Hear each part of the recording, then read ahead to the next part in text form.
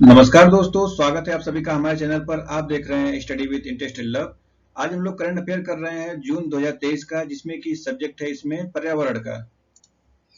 पर्यावरण का टॉपिक हर एक एग्जाम में बहुत इंपॉर्टेंट होते हैं। यूपीएससी और स्टेट पीसीएस में तो इसमें से लगभग 20 से 25 क्वेश्चन प्रीलिम्स से पूछे जाते हैं और मेंस के क्वेश्चन तो इंपॉर्टेंट होते ही हैं इसमें से। तो चलिए और हम लोग इसको शुरू करते हैं। और आप लोग जानते ही हैं कि करंट अफेयर सब एग्जाम के लिए कितने महत्वपूर्ण होते हैं। तो लगभग 1 से 1.5 साल तक के लिए पढ़ा जाता है। तो हम लोग का उद्देश्य यही है कि इसमें सारे विषयों को कवर किया जाए और लगभग 1 से 1.5 साल तक के करंट अफेयर को पूरा किया जाए। तो चलिए बिना समय गवाए हम लोग शुरू करते हैं। आज हम लोग इसमें पर्यावरण पढ़ रहे हैं, जो कि बहुत ही अच्छे टॉपिक हैं। आप लोग इसको नोट्स भी कर सकते हैं। तो चलिए शुरू करते हैं। तो अब यहाँ पर आता है जैव विविधता और पर्यावरण। तो इसके टॉपिक देखते हैं। पहला टॉपिक है सस्टेनेबल एविएशन फ्यूल। क्यों है चर्चा में? तो हाल ही में भारत ने वर्ष 2050 के लक्ष्य के साथ सस्टेनेबल एविएशन फ्यूल यानी एसएएफ के लिए वैश्विक जनादेश पर आपत्ति व्यक्त की है और कहा है कि यह बहुत जल्दी टू ईयरली है।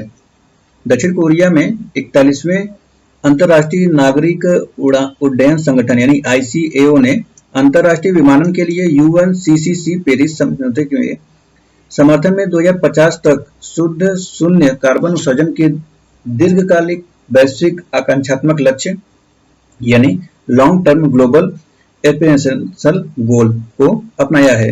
एस्पिरेशनल एसएएफ जनादेश पर भारत का रुख। तो क्या है रुख, जानते हैं। तो भारत का मानना है कि प्रत्येक देश की अपनी राष्ट्रीय योजनाओं के अनुसार रणनीति विकसित करने की अनुमति दी जानी चाहिए।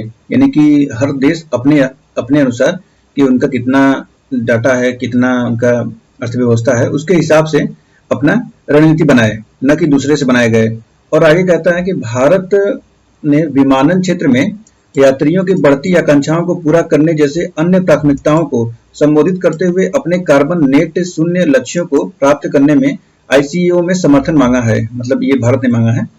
अब आता है एलटीएजी की विचारधारा के साथ संरेखित करने के लिए वैल्यूमेट्रिक शासनादेश लागू करने से पहले एसएएफ उत्पादन, प्रमाणन और उपलब्धता सुनिश्चित करना महत्वपूर्ण है।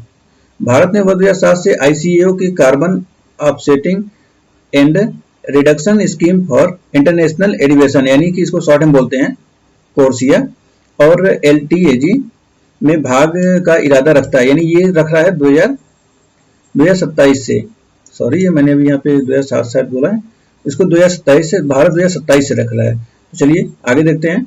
सस्टेनेबल एविएशन फ्यूल क्या है ये, इसका परिचय देखते हैं। इसे बायोजेट फ्यूल भी कहा जाता है। बायोजेट फ्यूल याद रखिएगा, सस्टेनेबल एविएशन फ्यूल को बायोजेट फ्यूल भी कहा जाता है। इसका उत्पादन राष्ट्रीय स्तर पर विकसित तकनीकों का उपयोग करके किया जाता है, जिसमें खाना पकाने के तेल और उच्च तेल वाले पौधों के बीजों का इस्तेमाल किया जाता है। एएसटीएम इंटरनेशनल द्वारा एएसटीएम D4054 प्रमाणीकरण के लिए आवश्यक मानकों को पूरा करने हेतु संस्थानों द्वारा उत्पादित इस ईंधन के नमूनों का संयुक्त राष्ट्र federal aviation administration clearing house में उच्च परीक्षण किया जा रहा है। आगे देखते हैं। तो कह रहा है कि एएसटीएम प्रमाणन एक ऐसी प्रक्रिया है जिसके द्वारा उत्पाद या सामग्री का परीक्षण तथा प्रासंगिक एएसटीएम मानकों के खिलाफ मूल्यांकन किया जाता है। एएसटीएम इंटरनेशनल उत्पादों और प्रक्रियाओं के लिए तकनीकी मानक विकसित करता है। एएसटीएम मानकों का उपयोग उद्योग, सरकारों और अन्य संगठनों द्वारा उत्पादों तथा प्रक्रियाओं में गुणवत्ता, सुरक्षा एवं विश्वसनीयता सुनिश्चित करने के लिए किया जाता है। उत्पादन के स्रोत क्या है? स्रोत वैज्ञानिक तथा औद्योगिक अनुसंधान परिषद के भारतीय पेट्रोलियम संस्थान ने गैर खाद्य और खाद्य तेलों के साथ साथ कुकिंग ऑयल जैसे विभिन्न सामग्रियों का उपयोग करके ईंधन बनाया है। उन्होंने इसके लिए पाम स्टीयरिंग, सैम्पियम oil, palm fatty acid distillates, शैवाल तेल, करंजा और जेट्रोफा सहित विभिन्न स्रोतों का उपयोग किया है। नाम इसका याद रखिएगा, एक बार दो बार फिर से पढ़िएगा। भारत में सैफ स्केलिंग का महत्व क्या है? महत्व देखते हैं। भारत में सैफ के उत्पादन और उपयोग को बढ़ाने से ग्रीन हाउस गैस उत्सर्जन को कम करने, वायु गुणवत्ता में सुधार, ऊर्जा सुरक्षा में वृद्धि, नवीनीकरण ऊर्जा क्षेत्र में रोजगार सृजित करने और सतत विकास को बढ़ावा देने सहित कई लाभ मिल सकते हैं। यह विमानन उद्योग को अपने पर्यावरणीय लक्ष्यों को पूरा करने और जलवायु परिवर्तन की समस्या के समाधान हेतु किए जा रहे वैश्विक प्रयासों में मदद कर सकता है। विमानन के लिए जैव ईंधन को सामान्य जेट ईंधन के साथ मिलाकर उपयोग किया जा सकता है। पारंपरिक ईंधन का तुलना में इसमें सल्फर की मात्रा कम होती है, जो वायु प्रदूषण को कम करके भारत के शून्य उत्सर्जन लक्ष्य को प्राप्त करने में सहायता करता है। अब इसे कुछ चुनौतियां देखते हैं, जैसे कि इसमें है चुनौतियां में उच्च लागत है, सीमित संसाधन उपलब्धता है, मतलब संसाधनों की सीमित उपलब्धता, और आगे है फीड स्टॉक की उपलब्धता, मतलब स्टॉक में कमी आ जा रही है। प्रमाणन प्रक्रिया, मतलब कि उसमें अगर कोई रजिस्ट्रेशन वगैरह है उसको प्रमाण लाना है प्रक्रिया में, तो जटिल कार्य किया गया है, उसके बहुत ज़्यादा समय लगता है, दीर्घकालिक बना दिया गया है। अब आता है आगे इसके वैश्विक स्तर पर प्रयास क्या किया गया है। तो भारत की जलवायु प्रतिबद्धताएं और वैश्विक प्रयास। तो भारत की नेट जीरो शुद्ध शून्य प्रतिबद्धता, आप लोगों ने तो इस समय बहुत भारी भरकम में सुन रहे होंगे। 5 मोदी जी ने वहां पे करके आया यूएन में वादे, जो कि भारत ने वर्ष 2070 तक नेट जीरो उत्सर्जन हासिल करने और वर्ष 2030 तक अर्थव्यवस्था में कार्बन तीव्रता को 45% से कम करने का संकल्प लिया है। इसके अतिरिक्त भारत ने विकसित देशों से जल्द $1 ट्रिलियन अमेरिकी का जलवायु वित्त प्रदान करने का आग्रह किया है, क्योंकि इन महत्वाकांक्षी लक्ष्यों को प्राप्त करने के लिए भारत को विकसित देशों के समर्थन और संसाधनों की आवश्यकता है। अप्रैल 2023 में यूरोपीय संघ यूरोप में एयरलाइनों के लिए बाध्यकारी लक्ष्य निर्धारित करने के हेतु एक समझौते पर पहुंचा है, जिसमें SAF के उपयोग को बढ़ाने की आवश्यकता थी। यह समझौता अनिवार्य है क्योंकि यूरोपीय संघ के हवाई अड्डों पर वर्ष 2025 तक ईंधन की आपूर्ति का 2% यानी SAF होगा, जो वर्ष 2030 में 6% और वर्ष 2035 में 20% और वर्ष 2050 में 70% तक पहुंच जाएगा। भारतीय पहल क्या है? तो बायोडीजल है, पारंपरिक ईंधन में इथेनॉल सम्मिश्रण है, हाइड्रोजन फ्यूल सेल। वैश्विक प्रयास क्या किया गया? तो carbon offsetting and reduction scheme for international aviation यानी CORSIA, international day of clean air, sustainable skies and act और SAF उत्पादन प्रोत्साहन। अंतर्राष्ट्रीय नागरिक उड्डयन संगठन क्या है ये जानते हैं। ICAO संयुक्त राष्ट्र यानी UN की एक विशेष एजेंसी है, जिसे वर्ष 1944 में स्थापित किया गया था। ICAO को याद रखिएगा, 1944 में, जिसने शांतिपूर्ण वैश्विक हवाई नौवहन के लिए मानकों और प्रक्रियाओं की नींव रखी।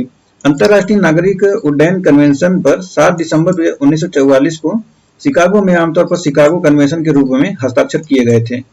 इसने हवाई मार्ग से अंतर्राष्ट्रीय परिवहन की अनुमति देने वाले मूल सिद्धांतों की स्थापना की और ICAO के निर्माण का भी नेतृत्व किया। इसका एक उद्देश्य अंतर्राष्ट्रीय हवाई परिवहन की योजना और विकास को बढ़ावा देना, ताकि वैश्विक स्तर पर अंतर्राष्ट्रीय नागरिक उड्डयन सुरक्षित एवं व्यवस्थित विकास को सुनिश्चित किया जा सके। इसके 193 सदस्य शामिल हैं और इसका मुख्यालय मॉन्ट्रियल कनाडा में है। आगे गिरा क्या है देखते हैं।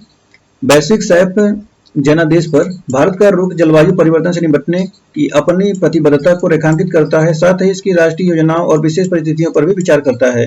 भारत विमानन क्षेत्र में अन्य प्राथमिकताओं के साथ स्थिरता लक्ष्यों को संतुलित करने में ICAO में समर्थन चाहता है। जैसे जैसे विश्व विमानन को कार्बन मुक्त करने की दिशा में आगे बढ़ रहा है, हवाई यात्रा के लिए एक अस्थायी भविष्य प्राप्त करने हेतु साझा आधार तलाशना और साथ मिलकर काम करना महत्वपूर्ण हो जाता है। एयरलाइंस, ईंधन उत्पादकों और अनुसंधान संस्थानों सहित हितधारकों के बीच सहयोग से अधिक एकीकृत एवं कुशल आपूर्ति श्रृंखला बनाने में मदद मिल सकती है। SAF उत्पादन के लिए नए फीड स्टॉक स्रोत विकसित करने, जैसे कि वहाँ पे चुनौतियां थी, तो उसी को आगे ग्राम में फीड स्टॉक इसको लाया जाता है। फीड स्टॉक स्रोत विकसित करने की आवश्यकता है। इसमें अनुसंधान, निवेश, जैसे नगरपालिका, ठोस अपशिष्ट एवं कृषि अपशिष्ट और फीड स्टॉक उपलब्ध बढ़ाने और अन्य उद्योगों के साथ प्रतिस्पर्धा को कम करने में मदद कर सकता है।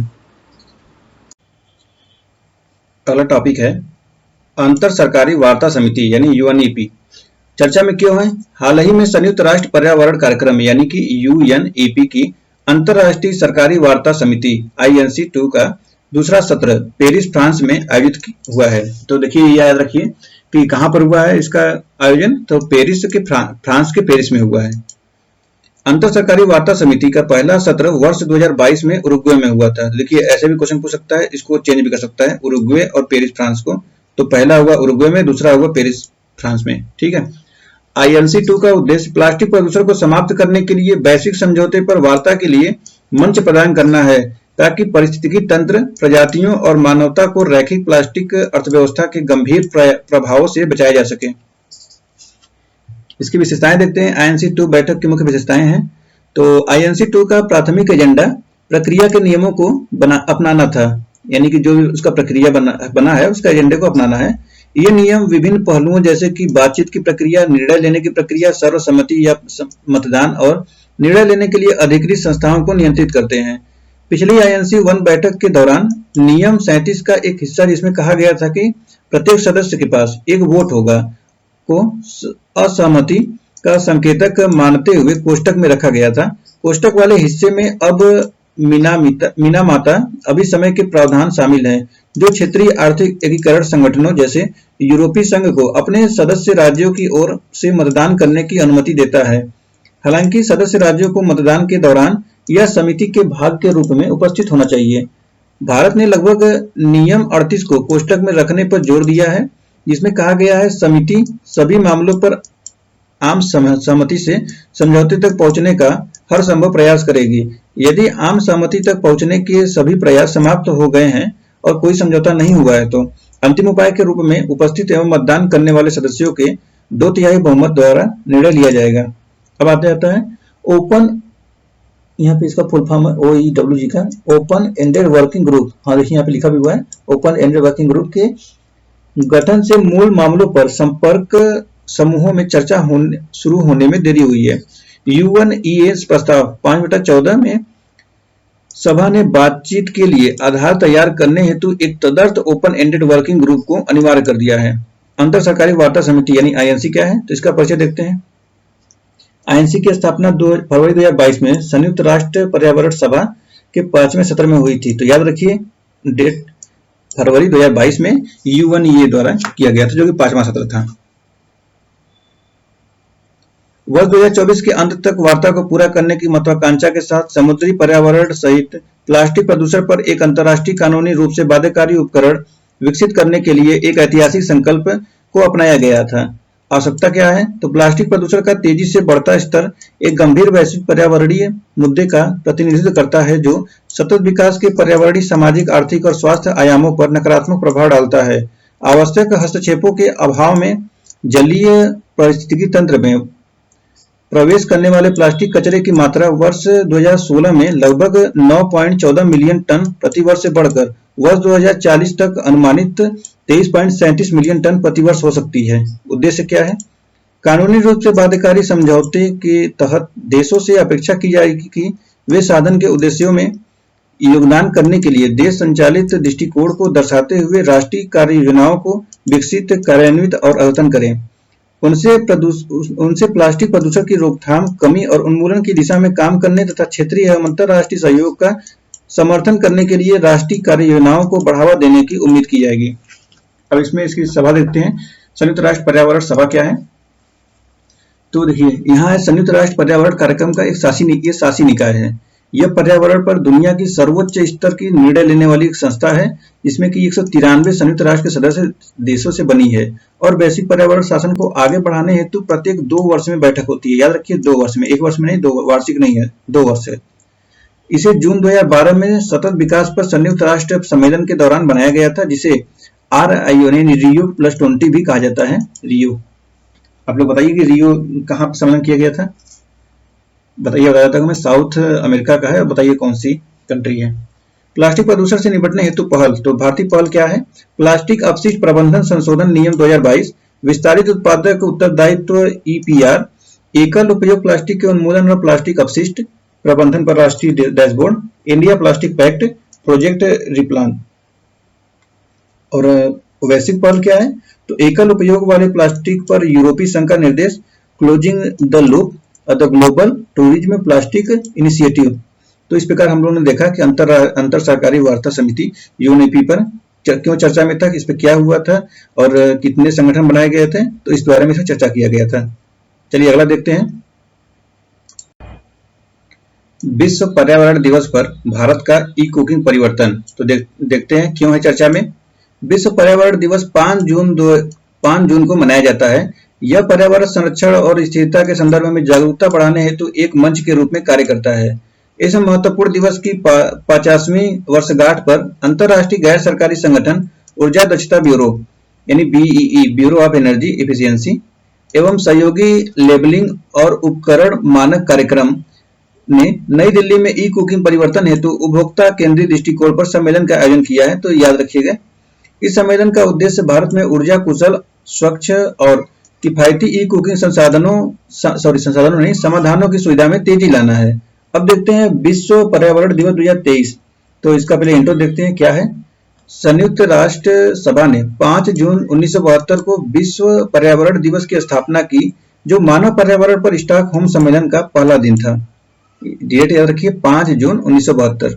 यह प्रत्येक वर्ष एक अलग देश द्वारा आयोजित किया जाता है। भारत ने वर्ष 2018 में बीट प्लास्टिक पॉल्यूशन थीम के तहत विश्व पर्यावरण दिवस के 45वें संस्करण की मेजबानी की थी। वर्ष 2023 में विश्व पर्यावरण दिवस नीदरलैंड के साथ साझेदारी में कोटे डी आइवर द्वारा आयोजित किया गया है। इस वर्ष पर्यावरण दिवस 50वीं वर्षगांठ थी। याद रखिएगा, 2023 में 50वीं थी। वर्ष 2023 के लिए थीम क्या है इस बार? तो बीट प्लास्टिक पॉल्यूशन अभियान के तहत प्लास्टिक प्रदूषण के समाधान पर केंद्रित होगा। उद्देश्य क्या है? तो जागरूकता बढ़ाएं, समुदायों को संगठित करें और प्लास्टिक प्रदूषण को दूर करने तथा स्वस्थ एवं अधिक टिकाऊ पर्यावरण को बढ़ावा देने हेतु सहयोगी प्रयासों को प्रोत्साहित करना। इसमें आता है ई कुकिंग। तो इसका इंट्रो देखते हैं क्या है। यह है ई कुकिंग में पारंपरिक खाना पकाने के तरीकों के स्वच्छ और ऊर्जा कुशल विकल्प के रूप में खाना पकाने के लिए विद्युत उपकरणों का उपयोग शामिल है। इसमें घरों में electric stove, induction cook tops और अन्य इलेक्ट्रिक कुकिंग डिवाइस को अपनाना शामिल है। ई कुकिंग को अपनाना, तो भारत की 24/7 विद्युत यानी 24/7 यानी कि 24 घंटा 7 दिन विद्युत पहुंच की उपलब्धि ई कुकिंग को अपनाने के लिए एक महत्वपूर्ण चालक रही है। सौभाग्य योजना ने लाखों घरों को विद्युत सुविधा प्रदान करने के, विद्युत कटौती को समाप्त करने तथा विद्युत से खाना पकाने के लिए अनुकूल वातावरण बनाने में महत्वपूर्ण भूमिका निभाई है। अब आता है लाइफ की भूमिका क्या है? तो पर्यावरण के लिए जीवन शैली लाइफ पहल में ई कुकिंग महत्वपूर्ण भूमिका निभाता है। यह वर्ष 2021 में पार्टियों के 26वें संयुक्त राष्ट्र जलवायु परिवर्तन सम्मेलन यानी COP26 में प्रधानमंत्री नरेंद्र मोदी द्वारा लॉन्च किया गया। मिशन लाइफ का उद्देश्य व्यक्तियों को प्रो प्लेनेट एडवोकेट्स में बदलना और अस्थायी जीवन शैली को बढ़ावा देना है। खाना पकाने हेतु स्वच्छ ऊर्जा तक पहुंच भारत की ऊर्जा परिवर्तन यात्रा का एक अनिवार्य पहलू है, जो मिशन लाइफ के लक्ष्यों को अनुरूप है। अब आता है आगे, भारतीय रसोई के भविष्य के रूप में ई कुकिंग। तो कैसे है? विश्वसनीय विद्युत पहुंच के साथ ई कुकिंग भारतीय रसोई का भविष्य बनने की ओर अग्रसर है। खाना पकाने की इलेक्ट्रिक तकनीक की मान्यता और सामर्थ्य इसे शहरी एवं ग्रामीण दोनों क्षेत्रों के लिए एक व्यवहार विकल्प बनाती है। मतलब कि गैस का उपयोग न करके इलेक्ट्रॉनिक का उपयोग करिए और ई कुकिंग पर खाना बनाइए कुकर वैसे। नेक्स्ट है किफायती एवं ई कुकिंग बिजनेस मॉडल। तो कैसे बनाया गया इसको देखते हैं। ई कुकिंग समाधानों को व्यापक रूप से अपनाने के लिए किफायती व्यवसाय मॉडल विकसित करना महत्वपूर्ण है। सौर एवं तापीय ऊर्जा जैसे नवीकरणीय ऊर्जा स्रोतों का उपयोग लागत कम करने और ई कुकिंग को अधिक सुलभ बनाने में मदद कर सकता है। एकत्रीकरण मॉडल एवं कीमतों में कमी की रणनीतियों को लागू करने से किफायती दरों में और वृद्धि हो सकती है, जिससे ई कुकिंग को बड़ी संख्या में लोगों तक पहुंचाया जा सकता है। तो अगर इसमें कीमतों में कमी किया जाएगा और उसमें किफायतों में वृद्धि किया जाएगा तो लोग उसको बहुत जल्दी अपनाएंगे, ऐसा कहा जा रहा है। न्यूनतम प्रौद्योगिकी बाधाएं क्या है? तो ई कुकिंग न्यूनतम प्रौद्योगिकी बाधाओं का सामना करती है, क्योंकि उपकरण में दोषों और विभिन्न व्यंजनों के साथ अनुकूलता के संबंध में चिंताओं को दूर कर दिया गया है। बड़े पैमाने पर सफल ई कुकिंग मॉडल के प्रतिरूपण तथा धीरे धीरे पारंपरिक कुकर को इलेक्ट्रिक कुकर से बदलता उपभोक्ता में विश्वास उत्पन्न कर सकता है और एक सहज संक्रमण की सुविधा प्रदान कर सकता है। अब देखते हैं इसके लाभ के बारे में बताते हैं कि उपभोक्ताओं को कैसे लाभ होगा। तो ई कुकिंग विद्युत क्षेत्र उपभोक्ताओं दोनों के लिए एक लाभदायक समाधान प्रस्तुत करता है। सतत विकास लक्ष्य 7.1 के साथ संरेखित करता है, जिससे खाना पकाने की साफ सुथरी पहुंच और इंडोर वायु गुणवत्ता में सुधार सुनिश्चित होता है। ई कुकिंग रीहीटिंग में ऊर्जा की खपत को कम कर सकता है, साथ ही एक स्वच्छ एवं पर्यावरण अनुकूल जीवन शैली में योगदान कर सकता है। आगे आता है, भारत के ऊर्जा संक्रमण को आकार देने वाली अन्य पहले क्या हैं? तो प्रधानमंत्री सहज बिजली घर योजना यानी सौभाग्य, और यहाँ पे हरित ऊर्जा गलियारा, और यहाँ पे यानी ग्रीन एनर्जी कॉरिडोर, राष्ट्रीय स्मार्ट ग्रीन मिशन है, और स्मार्ट मीटर राष्ट्रीय कार्यक्रम है, हाइब्रिड एवं इलेक्ट्रिक वाहनों का तीव्र अंगीकरण और विनिर्माण यानी फेम, अंतरराष्ट्रीय और गठबंधन है, ऊर्जा दक्षता ब्यूरो है। भारत सरकार ने ऊर्जा संरक्षण अधिनियम 2001 के प्रावधानों के तहत मार्च 2002 में ऊर्जा दक्षता ब्यूरो की स्थापना की। यह भारतीय अर्थव्यवस्था के ऊर्जा आदि को कम करने के प्राथमिक उद्देश्य के साथ विकासशील नीतियों और रणनीतियों में सहायता करता है। प्रमुख कार्यक्रम थे राज्य ऊर्जा दक्षता सूचकांक, प्रदर्शन उपलब्धि और व्यापार योजना, मानक तथा लेबलिंग कार्यक्रम, ऊर्जा संरक्षण, भवन कोड आदि है। तो इस प्रकार से आप लोगों ने देखा इसको। विश्व पर्यावरण दिवस पर भारत का ई कुकिंग परिवर्तन, तो अगर लोग इसको जल्दी से जल्दी अपनाते हैं तो गैस जितना यूज हो रहा है उसकी खपत कम हो और लोग बहुत जल्दी इस पे ट्रांसफर कर लेंगे अपने आप को, खुद को, इसके उपयोगों में बहुत जल्द किफायती हो जाएगी। चलिए अगला देखते हैं हम लोग। आगे आता है tracking SDG 7 the energy progress report 2023। तो देखते हैं क्यों चर्चा में है। हाल ही में अंतर्राष्ट्रीय अक्षय ऊर्जा एजेंसी, संयुक्त राष्ट्र सांख्यिकी प्रभाग, विश्व बैंक और विश्व स्वास्थ्य संगठन, ये सारे संगठनों को और एजेंसियों को याद रखिए, क्वेश्चन पूछ सकते हैं इसमें से। WHO के सहयोग से tracking SDG 7 the energy progress report 2023 जारी की गई है। इस रिपोर्ट में उन विभिन्न चुनौतियों पर प्रकाश डाला गया है जो संयुक्त राष्ट्र के सतत विकास लक्ष्य यानी SDG 7 को प्राप्त करने के दिशा में बाधक है। अभी बताएंगे SDG 7 क्या है। देखिए यहाँ पर SDG 7 के उपलब्धि में बाधक कारक क्या हैं।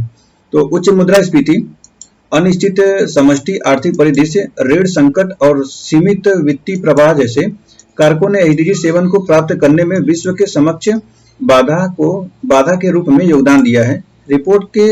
रिपोर्ट में कई प्रमुख आर्थिक कारकों की पहचान की गई है जो विश्व भर में SDG 7 की प्राप्ति में बाधक है। अनिश्चित व्यापक आर्थिक दृष्टिकोण और मुद्रास्फीति का उच्च स्तर, कई देशों में मुद्रा मूल्य में उतार चढ़ाव और कर्ज संकट, वित्त पोषण और आपूर्ति श्रृंखला का अभाव, सख्त वित्तीय परिस्थितियां और वस्तुओं की बढ़ती कीमतें। अब आगे आता है इसकी दिशा में प्रगति कैसे है, लक्ष्यों की दिशा में प्रगति।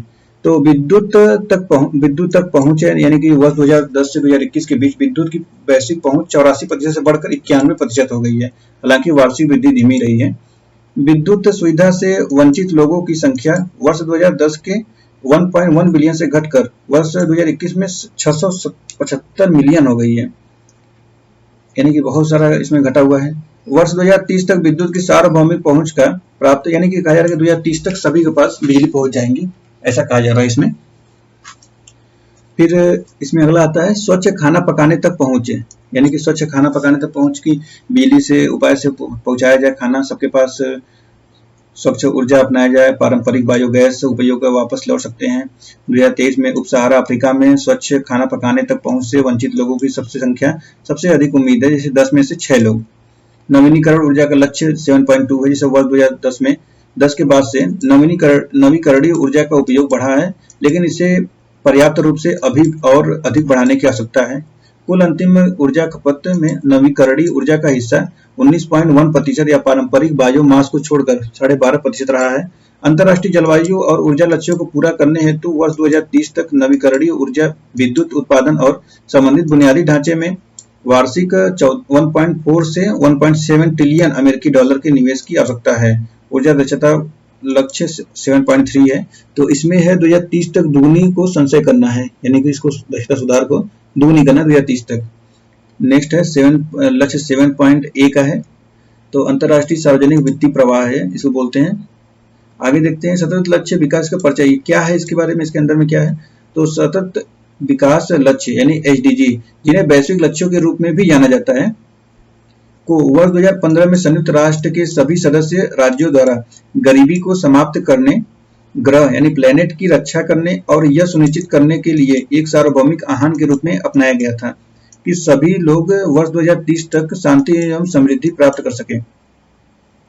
इस एजेंडे में केंद्र में 17 लक्ष्य हैं जो सभी देशों द्वारा उनके विकास की स्थिति को परवाह किए बिना कार्रवाई के लिए दबाव निर्देश के रूप में कार्य करते हैं। तो आगे भी बताएंगे कि 17 एसडीजी है क्या। आगे देखते हैं इसके एसडीजी की पृष्ठभूमि। तो जून 1992 में ब्राजील के रियो डी जेनेरियो में हुए पृथ्वी शिखर सम्मेलन में 178 से अधिक देशों ने एजेंडा 21 मानव जीवन में सुधार और पर्यावरण की रक्षा के लिए सतत विकास हेतु वैश्विक साझेदारी बनाने के लिए व्यापक कार्य योजना को अपनाया। एसडीजी के वर्तमान स्थिति देखते हैं। तो अब सतत विकास पर वार्षिक उच्च स्तरीय राजनीतिक मंच एसडीजी के अनुवर्ती और समीक्षा के लिए केंद्रीय संयुक्त राष्ट्र मंच के रूप में कार्य करता है। संयुक्त राष्ट्र के आर्थिक और सामाजिक मामलों के विभाग UNDES यानी UNDISA में सतत विकास लक्ष्य हेतु प्रभाग यानी division for sustainable development goals SDG तथा उनके संबंधित विषयगत मुद्दों के लिए पर्याप्त समर्थन एवं क्षमता प्रदान करता है। अब देखते हैं एसडीजी 7 सतत विकास लक्ष्य 2030 तक सभी के लिए सस्ती विश्वसनीय टिकाऊ और आधुनिक ऊर्जा का आह्वान करता है। इसके 3 प्रमुख मुख्य लक्ष्य जो वर्ष 2030 तक हमारे काम के आधार है, जैसे कि देखिए यहाँ पर है 7.1 है वहनीय विश्वसनीय और आधुनिक ऊर्जा सेवाओं तक सार्वभौमिक पहुंच यानी सभी के पास बिजली की पहुंच। दूसरा है वैश्विक ऊर्जा मिश्रण में नवीकरणीय ऊर्जा का हिस्सेदारी पर्याप्त में वृद्धि यानी कि नई प्रकार से ऊर्जा जैसे कि इस समय बढ़ाया जाता है, क्या नाम है, सौर ऊर्जा, सोलर प्लांट लगाया जाता है, उसी से है। फिर तीसरा है ऊर्जा दक्षता में सुधार की वैश्विक दर को दोगुना करना है। फिर इसमें 7.1 है अक्षय ऊर्जा और दक्षता और उन्नत एवं स्वच्छ जीवाश्म ईंधन प्रौद्योगिकी सहित स्वच्छ ऊर्जा अनुसंधान तथा प्रौद्योगिकी तक पहुंच की सुविधाजनक बनाने के लिए अंतर्राष्ट्रीय सहयोग में वृद्धि करना तथा ऊर्जा बुनियादी ढांचे एवं स्वच्छ ऊर्जा प्रौद्योगिकी में निवेश को प्रोत्साहित करना है। और फिर इसमें बी आता है विकासशील देशों विशेष रूप से सबसे कम विकसित देशों, छोटे द्वीपीय विकासशील राज्यों और भूमि से घिरे विकासशील देशों में के लिए है आधुनिक तथा धारणीय ऊर्जा सेवाओं की आपूर्ति के लिए बुनियादी ढांचे का विस्तार प्रौद्योगिकी का उन्नयन करना है। देखिए यहाँ पर है, यहीं पर 17 गोल्स है, इसको देखिए, जैसे कि नो पॉवर्टी है, जीरो हंगर है, तो तीसरा है गुड हेल्थ है, चौथा है क्वालिटी एजुकेशन, पांचवा है जेंडर इक्वलिटी, छठा है क्लीनिंग वाटर, सातवां है जो अभी हम लोग जिस पे चर्चा कर रहे थे क्लीन एनर्जी के लिए, आठवां है इकोनॉमिक ग्रोथ के लिए, नौवां देखिए 9 आई से आता है तो इसको याद रखिए इंडस्ट्री से है, 10वां फिर से उसी इनक्वालिटी पर है जो कि 5वां का और 10वां का संबंधित होता है। फिर 11वां बिल्डिंग्स वगैरह के लिए है जो कि कम्युनिटी है साइट्स, और उसके बाद फिर रिस्पॉन्सिबल कंपोजिशन और प्रोडक्शन पे है। 13वां है क्लाइमेट एक्शन, चौथा है वाटर लाइफ बिलो वाटर, पांचवा है लाइफ ऑन लैंड है, 16वां है पीस जस्टिस है और फिर 17वां है पार्टनरशिप है। तो याद रखिएगा इसको, हर बार ये पूछे जाते हैं, इस बार तो पीछे से पूछे मिलान के लिए आया गया था। तो चलिए नेक्स्ट देखते हैं। नेक्स्ट आता है दिल्ली में ग्राउंड लेवल ओजोन प्रदूषण, तो क्यों चर्चा में। Centre for science and environment के एक नए विश्लेषण के अनुसार दिल्ली एनसीआर क्षेत्र के कुछ हिस्सों में वर्ष 2023 में मार्च तथा मई के बीच 92 में से 87 दिनों में ग्राउंड लेवल ओजोन राष्ट्रीय मानकों से अधिक देखा गया है। केंद्रीय प्रदूषण नियंत्रण बोर्ड यानी सीपीसीबी के आंकड़ों के आधार पर किया गया विश्लेषण ओजोन प्रदूषण की अवधि एवं भौगोलिक प्रसार तथा विभिन्न मौसमों के दौरान इसके प्रभाव और अंतर्निहित कारणों पर प्रकाश डालता है। इसके निष्कर्ष देखते हैं क्या है। तो अधिक ओजोन प्रदूषण की अवधि है। हालांकि दिल्ली एनसीआर में ग्राउंड लेवल ओजोन प्रदूषण पिछले 5 वर्षों की तुलना में वर्ष 2023 में कम था, लेकिन इसकी अधिकता की अवधि में वृद्धि हुई है। यह घटना चिंता का विषय है क्योंकि उच्च ओजोन का स्तर आशा के विपरीत सूर्यास्त के कुछ घंटे बाद ही बना रहता है। इस ग्रीष्मकाल में जिन स्टेशनों पर रोलिंग 8 घंटे की यानी 8 घंटे की औसत से अधिक होने की सूचना है तो वे औसतन 4.9 घंटे यानी लगभग 5 घंटे लिए मानक ऊपर रहे हैं, जो पिछले ग्रीष्मकाल में देखे गए हैं 4.6 घंटे से अधिक। अगला आता है इसमें ऋतुओं के लिए विशिष्ट नहीं है, ऋतुओं के लिए इसमें कहा है कि ओजोन प्रदूषण विशिष्ट ऋतुओं तक ही सीमित नहीं है। शीत ऋतु के महीने में अब ठंड और कोहरे की स्थिति ग्राउंड लेवल ओजोन गठन को बाधित करती है। तब दिल्ली एनसीआर ने जनवरी 2023 में कई दिनों में ओजोन के स्तर में वृद्धि का अनुभव किया है।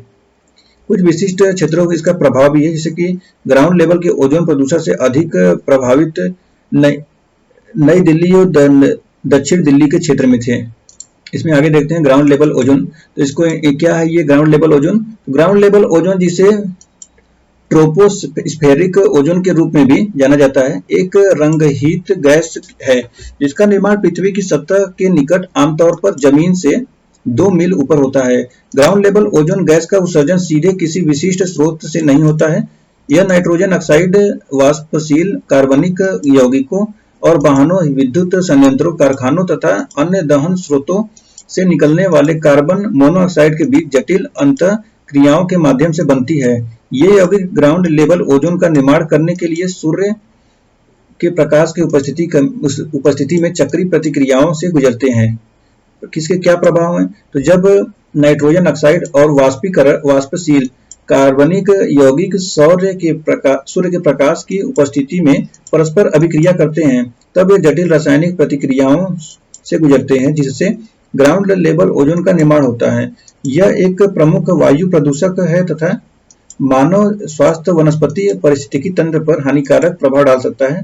कुछ पहले हैं जैसे कि राष्ट्रीय राजधानी क्षेत्र (NCR) और आसपास के क्षेत्रों में वायु गुणवत्ता प्रबंधन आयोग BS6 मानदंड किया गया है। वायु गुणवत्ता की निगरानी के लिए डैशबोर्ड है।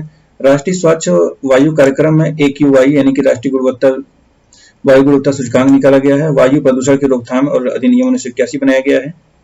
तो इस प्रकार से इसमें थे। अब नेक्स्ट आता है ग्रेट इंडियन बस्टर्ड और एशियाई शेर। क्या है, क्यों चर्चा में है?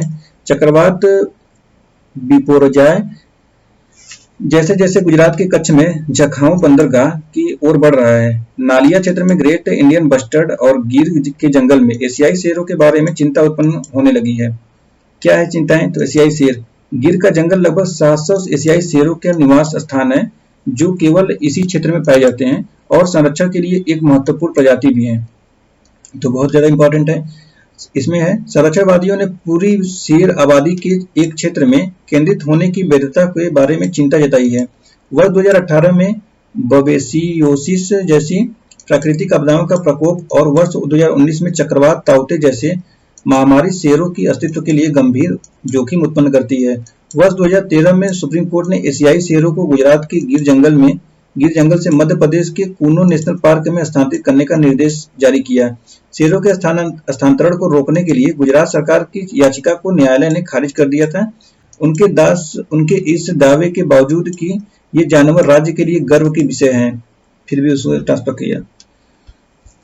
तो ग्रेट इंडियन बस्टर्ड, इसके बारे में जानते हैं। गुजरात के नलिया के घास के मैदान में केवल 4 मादा शेष हैं। पक्षियों के रूप में उनके पास बेहतर गतिशीलता होती है तथा खतरे को भांपने और चक्रवात के रास्ते से दूर उड़ने में सक्षम हो सकते हैं। हालांकि भारी वर्षा के कारण आई बाढ़ उनके आवास पर पड़ने वाला प्रभाव बहुत चिंता का विषय बना हुआ है। आगे देखते हैं एशियाई शेरों से संबंधित प्रमुख मुद्दे हैं। तो क्या है एशियाई शेर, जिसे फारसी शेर अथवा भारतीय शेर के रूप में भी जाना जाता है? पैंथेरा लियो उप प्रजाति से संबंधित है जो भारत तक ही सीमित है। इन क्षेत्रों में विलुप्त होने से पहले इसके पिछले आवासों के अंतर्गत पश्चिम एशिया और मध्य पूर्व क्षेत्र में आते हैं। एशियाई शेर अफ्रीकी शेरों की तुलना में थोड़े छोटे होते हैं। वितरण क्या है? एक समय था जब एशियाई शेर पूर्व में पश्चिम बंगाल राज्य और मध्य भारत में मध्य प्रदेश की रीवा में पाए जाते थे। वर्तमान में गिर राष्ट्रीय उद्यान और वन्य जीव अभयारण्य एशियाई शेर का एकमात्र निवास स्थान है। संरक्षण स्थिति है तो IUCN की रेड लिस्ट में लुप्तप्राय है, साइट नंबर परिशिष्ट वर्ग में है। वन्य जीव संरक्षण अधिनियम 1972 सूची 1 में है। गिर राष्ट्रीय उद्यान, इसके बारे में जानते हैं। तो गिर राष्ट्रीय उद्यान और वन्य जीव अभयारण्य गुजरात के जूनागढ़ जिला में स्थित है। इसे वर्ष 1965 में एक अभयारण्य और वर्ष 1975 में एक राष्ट्रीय उद्यान घोषित किया गया था। भारत के अर्ध शुष्क पश्चिमी भाग में गिर वन शुष्क पर्णपाती वन है। गिर को अक्सर मलधारिस के साथ जोड़ा जाता है जो शेरों के साथ सहजीवी संबंध होने से युगों तक जीवित रहे हैं। ग्रेट इंडियन बस्टर्ड के क्षेत्र, तो कहाँ रहते हैं ये? ग्रेट इंडियन बस्टर्ड राजस्थान का राजकीय पक्षी है। इसे भारत का सबसे गंभीर रूप से लुप्तप्राय पक्षी माना जाता है। इसे प्रमुखतः घास के मैदान की प्रजाति माना जाता है जो चारागाह पारिस्थितिकी का प्रतिनिधित्व करता है। इसकी अधिकतम आबादी राजस्थान और गुजरात तक सीमित है।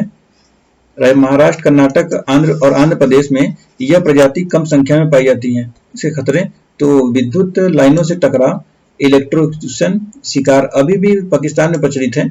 आवास का नुकसान और व्यापक कृषि विस्तार आदि के परिणाम स्वरूप यह पक्षी खतरे में है।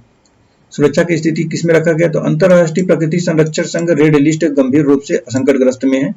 वन्य जीवों एवं वनस्पतियों की लुप्तप्राय प्रजातियों के अंतर्राष्ट्रीय व्यापार पर कन्वेंशन साइट परिशिष्ट 1 में जो अभी बताया गया था उसमें। चलिए नेक्स्ट देखते हैं, जीआईबी की सुरक्षा के लिए किए गए उपाय क्या है ये?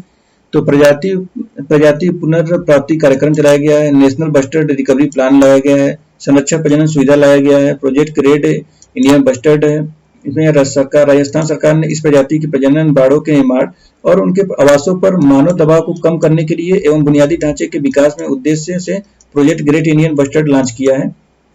पर्यावरण अनुकूल उपाय, तो ग्रेट इंडियन बस्टर्ड सहित वन्य जीवों पर पावर ट्रांसमिशन लाइन्स और अन्य पावर ट्रांसमिशन इंफ्रास्ट्रक्चर के प्रभाव को कम करने के लिए पर्यावरण के अनुकूल उपायों का सुझाव देने हेतु टास्क फोर्स का गठन किया है। चलिए इसमें देखते हैं अगला, हीट वेव की स्थिति क्या है ये और क्यों चर्चा में है, जानते हैं चर्चा में क्यों है। ओडिशा वर्तमान में अप्रैल 2023 से तीव्र हीट वेव का सामना कर रहा है।